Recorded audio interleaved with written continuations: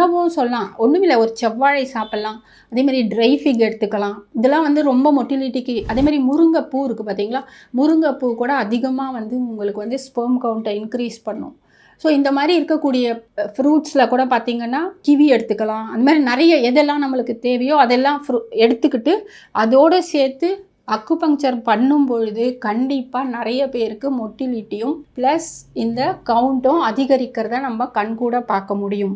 அப்போ அதுக்கான நம்ம பாயிண்ட்ஸ் என்னெல்லாம் பண்ணுவோம் அப்படின்னா, கிட்னிய யூஸ் பண்ணுவோம். அதே மாரி ஸ்ப்ளீனையும் யூஸ் பண்ணுவோம். இது மாரி யூரினரி பிளாடரையும் யூஸ் பண்ணுவோம். அதே மாரி பிரெயினையும் யூஸ் பண்ணுவோம். ஸோ ஹார்மோன்ஸ், எண்டோக்ரைன் கிளாண்ட்ஸ் முக்கியமா எண்டோக்ரைன் கிளாண்ட்ஸை யூஸ் பண்ணும்பொழுது 100% உங்களுக்கு வந்து மொட்டிலிட்டி ப்ராப்ளம் இருக்காது. அதே மாரி கவுண்ட்டும் அதிகரிக்கும்.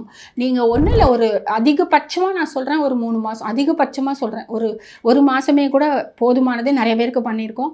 ரொம்ப மோசமா இருக்கிறவங்க கண்டிப்பா 3 மாசம் எடுத்தாங்கன்னா, 100% அவங்க செக் பண்ணி பார்க்கும்போது, அவங்க கண்டிப்பா அதிகரிச்சு குழந்தை பெத்துக்கிறதுக்கு கண்டிப்பா உதவி செய்யும் அக்குபங்க்சர். ஸோ அதனால கவலைப்படாம நீங்க வந்து அக்குபங்க்சர் ட்ரீட்மெண்ட் எடுத்துக்கிட்டீங்கன்னா, உங்களுக்கு குழந்தை வரம் கண்டிப்பா கிடைக்கும். நீங்க கவலையே பட தேவையில்ல.